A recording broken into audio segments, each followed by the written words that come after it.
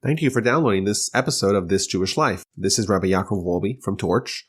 And if this is the only podcast that you listen to, I want to inform you that we actually produce a bevy of podcasts on a variety of Torah and Jewish interests. There's the Parsha podcast, which goes through the Parsha, the portions of the Torah, week by week. Every Sunday, there is an episode that's uploaded on the entire Parsha, going through it from beginning to end and pulling lessons and themes and insights as we go along. And every Wednesday, there's a second Parsha podcast as well on one specific issue of interest on the Parsha.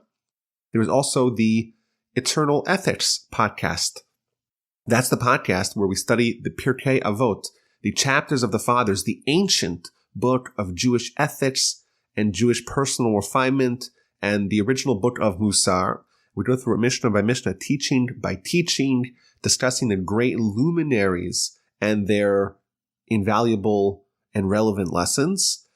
There is the Jewish History podcast. If you are a history aficionado, or if you just are curious to know how the Jewish people got to where we are and what are the great personalities and great themes and trends of our history, check that out. And finally, there's the Torah 101 podcast.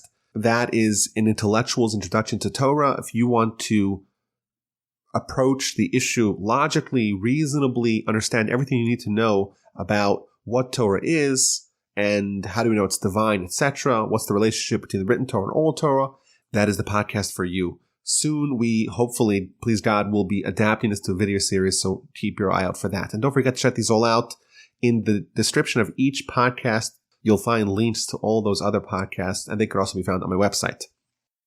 I also want to thank those who have donated to our organization, Torch, the Torah Outreach Resource Center of Houston. In 2017, in particular, there was a swell of donations from people who live far away from Houston, but connect to us and to our organization through the podcasts. And without the ongoing support of our students, our friends, our partners, we could not continue our efforts. And each one of y'all who have contributed, you're really partners in everything that we do. So thank you. You are keeping this wonderful organization humming.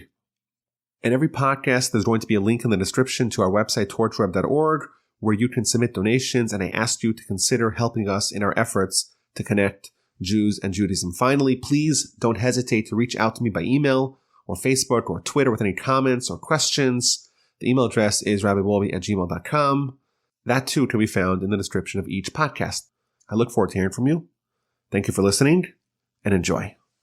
Over the last couple of months, there have been various allegations, revelations, accusations of sexual misconduct by all kinds of celebrities and all kinds of people in power and all kinds of people in media and journalists and actors and directors and all that. And it kind of spawned all kinds of movements and all kinds of slogans. And there's the Me Too button and the hashtag Me Too. And I think it kind of did spur some sort of national conversation about proper conduct, what's right, what's appropriate. I wanted to give my 2 cents on this because I had an idea over Shabbos that I think it's a nice take on this issue. I don't usually talk about like things that happen in the world, or certainly don't talk about politics or pop culture, but I think it's an opportunity to talk about something from the Torah's perspective. I'm going to ask the question: how come in the Torah and in the order of the Mishnah and the Talmud, there's 2 portions that are juxtaposed to each other? There's the portion of the Sota. Sota is an instance where there's a case of adultery, there's infidelity. And then there's the portion of the Nazir. The Nazir is someone who accepts upon themselves a vow to become a Nazir, which includes, amongst other restrictions, not to cut their hair, not to come in contact with dead people, not to drink wine. And the Talmud asks the question, like, why are these sections next to each other? And the Talmud tells us an interesting idea, which I think is one of the core fundamental principles of Mussar. The Talmud says that if someone sees a sota, if someone sees an instance of suspected adultery, they themselves should make themselves into a Nazir. Why? A Nazir is someone who refrains from wine for 30 days, or a minimum for 30 days. And if someone sees someone else who has made a blunder and suspected or otherwise of infidelity, you have to take steps to guard yourself. And this is how the planned words that I'm going to do. You have to say, well, it could happen to me too. And it's very natural for us when we see bad conduct in other people. It's very natural for us to contrast that with our good conduct. I would never do that. That's something. Look how terrible Hollywood. What kind of bad morals? Where's the righteousness? Where's the good character? That's, of course, natural. And maybe it's justified. But I think the Talmud tells us that the Mussar attitude is to always take everything that we encounter and take lessons to ourselves. I can change myself. I can't change other people. And therefore, I should try to change myself. And in addition, when you see evil in other people, you have to take steps to guard yourself that you don't fall into those same mistakes. And therefore, you see the sota, you have to say, this could happen to me. It could happen to me too. And what can I do to prevent myself? I think it's a good opportunity to look at some of the Talmud's teachings, the Torah's teachings, about how we ourselves could take steps to shield ourselves from making these kinds of blunders. And I think it's interesting. Maybe a year ago, if you wanted to talk about this, it sounds arcane. It sounds draconian.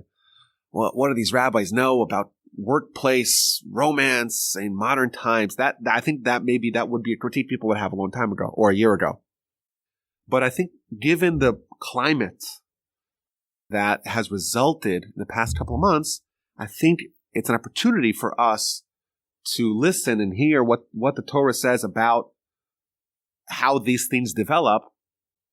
And then we can understand why some of the laws, so to speak, some of the Torah laws that are there to prevent that, why they are the way they are. So what I found, I assembled this, maybe there's I'm sure there's more sources. I found 4 sources that really all seem to say the same thing. And they talk about how there's a progression. And we think it's very easy to look at the result, at the action, at the behavior that is at the end. What the Torah uncovers for us is that an action is a result of things that happen beforehand. And frequently, it's the things that happen beforehand that trigger the ultimate action to ensue. And therefore, the way people think about a given problem is they try to solve the problem. But what the Talmud here is telling us is that the problem that they're trying to solve is really the symptom of the real problem. If the real problem is at a much earlier stage and that's ignored, and you try to stamp out the symptoms, you're actually not going to treat the underlying problem.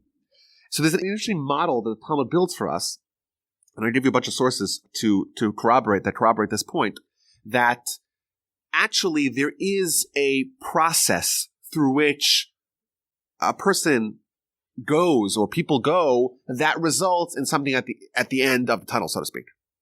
It's not a switch. I think most people, or the national conversation, and I haven't researched this so exhaustively, but I just pick up from what I encountered that the conversation, I think, is misguided because it's trying to solve the problem at the end of the tunnel, so to speak, but not really stopping it from beginning. And if you assume it's a switch, it's a yes or no, so to speak, then you try to address it on that level. Whereas if you recognize that there is many steps of progression that lead to a certain result, and thus if you nip it in the bud, then you're actually going to solve the problem. So I want to read you 4 sources here from the Talmud. This maybe could have been organized in any order. First one is from the book of Avodah Zarah on page 20b. It quotes a verse in Deuteronomy. The verse in Deuteronomy says, chapter 23, verse 10, V'nishmarta mikol davar ra. You should guard yourself from every bad thing. Seems like it's good advice, right? Guard yourself from every bad thing. Says the Talmud, what does that mean? Don't think something by day to come to impurity by night. Again, this is the introduction to the subject. We're told is that when you have to guard yourself from something bad, you have to realize that the something bad, it may begin by day, so to speak, but it will end at night. And it's a little bit of innuendo here, but it's saying that the thought by day is absorbing a certain attitude that will only play out at night. And thus, the thought by day starts what is going to end and result at night. Your thoughts by day are internalized, and they germinate, and they grow, and they could change your behavior by night. And if you want to solve the night problem, you actually have to treat it by solving the day problem. And therefore, you're supposed to protect yourself from all bad things. How do you protect yourself from all bad things? Don't allow it to get started. Don't even allow the beginning of this progression to begin.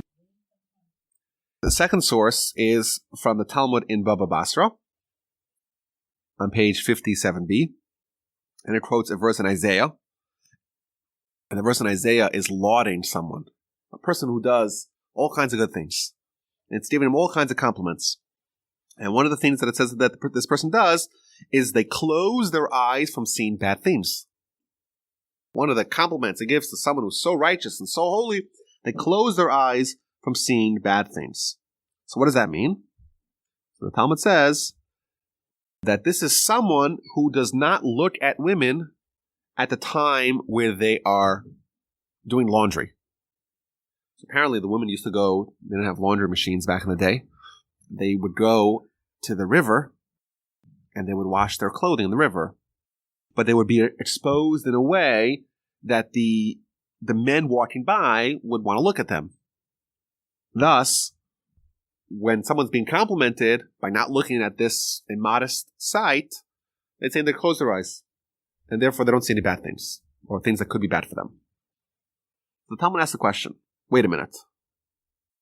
What's the case here? Someone's walking by the river, right? They're obviously going somewhere. So if there is an alternative route, so they could have walked by the river, and they know by the river there's a bunch of ladies there washing their clothing. They could have gone a different route, Main Street instead of the river street, and they chose this route, then they're a wicked person.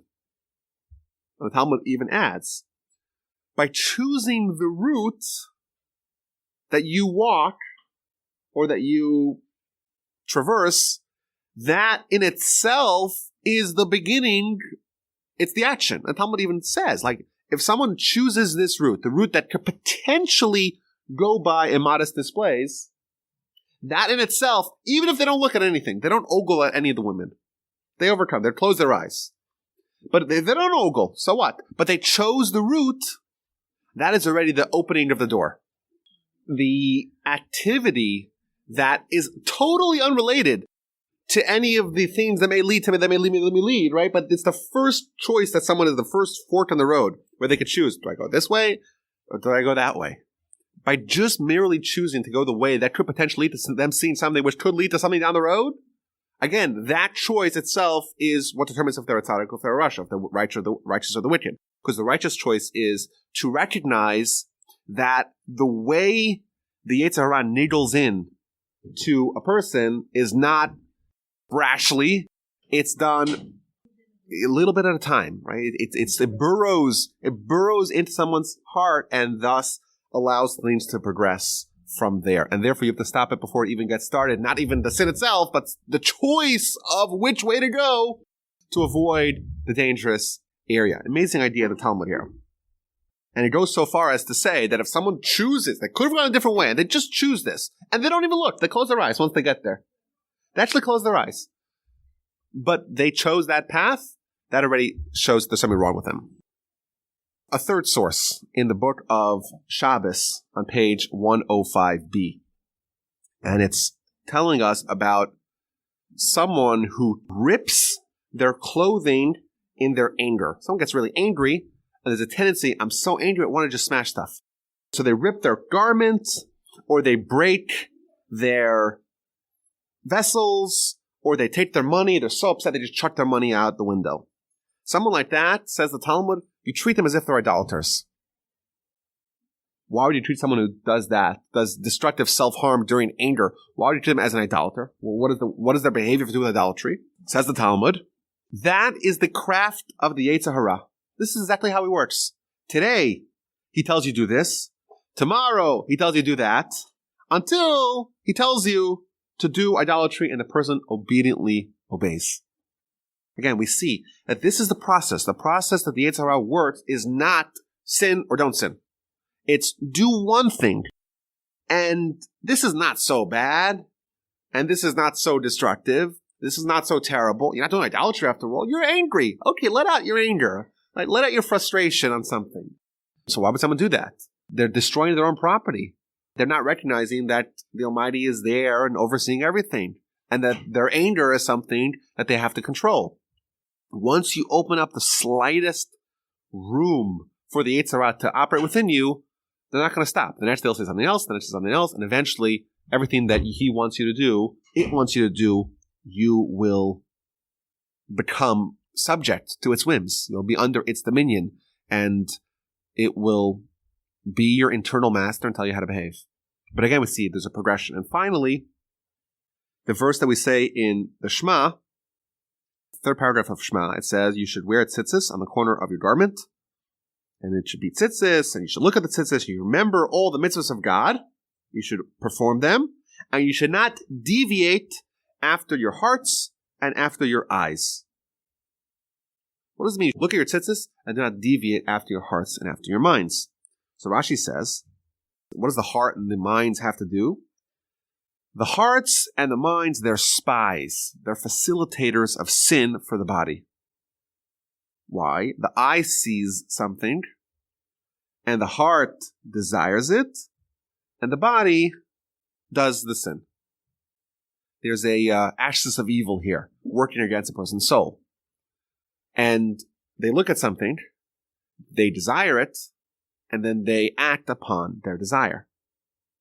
The correct way to stop this, if you read the verse, it doesn't mention don't sin. It says don't let your eyes and your heart deviate you. Why does it not say don't sin?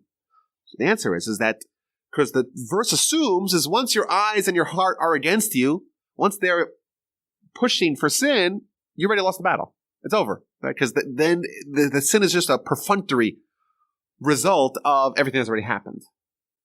And thus, if you really want to stop it, you have to stop it before the Yetzer Hara makes a beachhead in your soul, in your heart. Before you allow the portals of your eyes to absorb the desire and then to influence your heart. And once that happens, it's already too late. You got to stop it even before that. And thus the tzitzis, they represent us being pulled closer to God and away from the Yetzer Hara, away from the danger. And thus, by doing the mitzvos, says the verse, we will sidestep this whole process. But again, we see it's a process. And therefore, I think this kind of really explains, if we think about a lot of the Torah's laws about the separation of the sexes, for example. The Talmud says, every place you find separation of the sexes, you find holiness. To us, it sounds so ancient. It's so old-fashioned. Let the boys and the girls be together. Now, interesting, in my children's school, so the boys and the girls are in the same building. I went to school. Boys were in one building, girls were in another building on the other side of town. A smaller Jewish community, a smaller school, you don't have that luxury. Therefore, the boys and girls are together. But because, thankfully, our school in Houston, Texas is growing really nicely, in the earlier grades, the first, second, third grade, there's enough kids to separate them to two classes, a boys' class and a girls' class. 15 boys, 15 girls, separate classes. Whereas in fourth grade, they still have a mixed class. So I have one son in fourth grade and one son in third grade. And it's interesting is that even in fourth grade, the boys and girls are together, but really there's like a natural segregation that actually happens. It's like it's not because it was mandated. They're in the same class, but there's just a natural segregation. It's interesting, like the Talmud says, every place you find segregation of the sexes, you find holiness. And like to us, like it sounds so old-fashioned. Women today in every community, they're exposed to the world, and it's a different reality. We're not trying to turn back the clock to the medieval times. But there still is this idea that separation of the sexes is a good idea. And I think given the Talmud's attitude that we see is actually true, like it's naturally true, as to what triggers mistakes and errors and acts of infidelity, for example, that are almost impossible to recover from. What triggers that? It's just all those steps that led to the eyes seeing and the heart desiring and taking the one path and allowing the situation to develop in a way that such an event can happen as a result. I want to read to you, there's a Rambam here. He's an amazing advice regarding shielding oneself from sin. And he really hits this nail on the head again and again. And he addresses this point again and again. If you recognize the progression of sin, you realize that the logical step is to stop it before it gets out of hand. I want to read to you just the last 4 halachas, laws, in the Rambam. Has 22 chapters on the laws of prohibited sexual acts. At the end, he gives advice. And I want to read to you here what he says. There's nothing in the Torah that is as difficult for the majority of the nation to abstain from, like matters of forbidden relationships and prohibited sexual interactions. And he quotes the Talmud. The Talmud says that when the Jewish people were taught these laws, Moshe teaches the Jewish people these laws, everyone started crying because they were all sad. And then he says that there are certain mitzvos, there are certain prohibitions, that is, that a person really desires them. And he lists them. Quotes the Talmud. Talmud says that theft and illicit promiscuity, these are things that people really covet and desire them. And you don't find any community in any time that there weren't at least some people who were promiscuous in these matters. Moreover, he quotes the Talmud again, the majority of the people have infractions of theft. The minority of people have infractions in illicit promiscuity. And everyone has infractions in avak lashon hara, in lashon hara, but not real full-fledged lashon hara, but kind of disparaging, speaking about other people. That's what quotes from the Talmud. So now, just as an aside, when you take a paperclip from your office, according to Jewish law, it doesn't matter if you take a paperclip or you take $500 million. Right? If you're taking something that doesn't belong to you, it's actually a problem. But anyhow, that's what it means, that everyone has infractions with theft. And therefore, says the Rambam, what's the solution to this problem? Therefore, ra'ui lo la'adam, it's appropriate for a person to compel his yetzer hara, evil inclination, and to accustomize himself with holiness, with increased holiness, and with pure thoughts and proper outlook in order to save yourself from them. And you should also be careful with yichud. Yichud is the word for seclusion. There's a law in the Torah that men and women are not allowed to be secluded with each other. Says the Rambam, you have to be very wary about the laws of seclusion, because this is the greatest cause for these kinds of sins. And he quotes the stories from the Talmud in the book of Kiddushin. The greatest scholars, they would announce, don't leave me with my daughter, don't leave me with my daughter-in-law, because I don't want to have yichud with him, I don't want to be secluded with him, because I don't know, who knows what could happen. Now, why would the greatest scholars say that? Because they want to make sure that people should not be embarrassed of saying that. Don't say, oh, what are you, so holy? You're any better than me? Like, people would say that. People would make snide, disparaging comments even then, and therefore the greatest rabbis say, okay, I'll make it so therefore no one will be embarrassed to say that, because they recognize how valuable it is. And therefore to teach the students not to be embarrassed from this matter and to distance themselves from seclusion. Says the Rambam, what actually triggers many of these forbidden sexual activities is not people are desirous of sinning on that level. Rather, they don't observe the laws that try to stop it before it gets started. And there's a whole corpus of laws with respect to seclusion, what kind of seclusion is allowed, what kind of seclusion is not allowed, with whom you're allowed to have seclusion, etc. Stop it before it gets started, and you'll avoid many of the things, the concomitant sins. And additionally, he adds, you should distance yourself from frivolity and from drunkenness and from other matters that cause this kinds of things, and there's many levels of these kinds of things. And also, he adds, don't be a bachelor for forever, because that's not going to contribute towards you being holy. And finally, he concludes, the greatest of them all is if you focus your mind and your thoughts on words of Torah and broaden your heart in matters of wisdom, because if there's no thoughts of illicit promiscuity unless the heart is devoid of Torah. And thus, if you fill the heart complete with Torah, there's no room for anything else to make a foothold in your heart. So again, the Rambam's in his advice of how to prevent promiscuity, doesn't mention promiscuity at all. He says, don't have seclusion, don't have frivolity, don't have drunkenness, and study lots of Torah. Because he recognizes, and what the Talmud recognizes, is that actually what contributes to these moral breakdowns, they're way before the moral breakdown in effect actually happens. And I think given this perspective, it's no surprise that we see the laws of the Torah laws from antiquity, from a long time ago. These weren't stuff that were invented after August of last year. A long time ago, that they reflect this attitude. For example, it is prohibited by Torah law for a person to be alone with a member of the other sex, whether they're Jewish or not, whether they're married or not, whether they're old or young, it doesn't matter, for a given amount of time. How that amount of time is, it's anywhere between a minute, it's about a minute, even 30 seconds, like on the more stringent side. It's prohibited by Jewish law. Now, what if someone is secluded, but they don't do anything? Doesn't matter. Again, the law itself moves the boundaries. It's pushing the boundaries and saying, this is what's prohibited now. This is a classic example of offense around the Torah. Now, some of these laws are actually in the Torah. Some of them are rabbinic. But the idea of stopping it before you get, don't allow people to go and hug the nuclear bomb. Have a fence around it. Right? And everyone tries to stop people touching from going nuclear.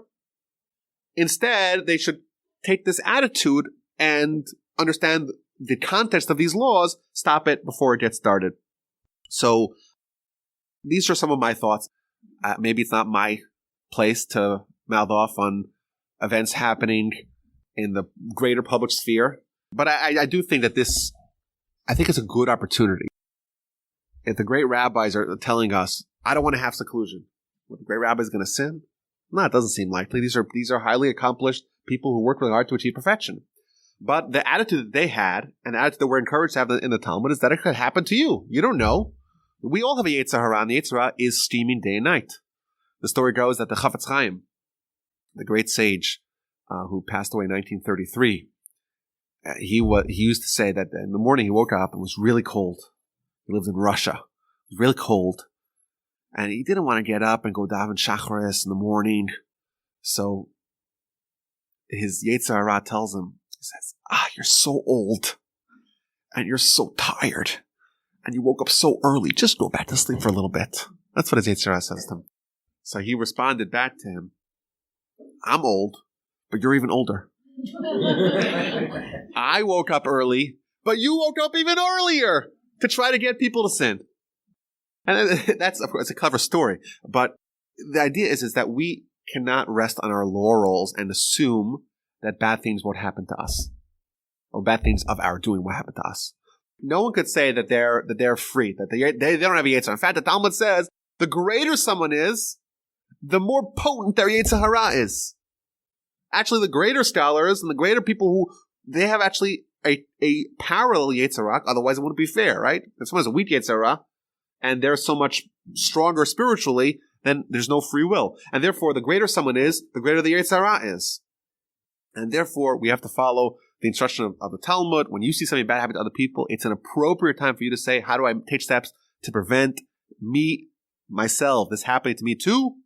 And I think we have an attitude that we see in the Talmud. Stop it before it gets started. There's many stories to that effect, and many laws to that effect. I would advise everyone, if they can, to get access to some of these laws, to see them and to understand the value and the relevance of them. And hopefully, we too will live a life of holiness and righteousness and not, God forbid, make any grievous and grave blunders that we will regret and will hamper our life in every way.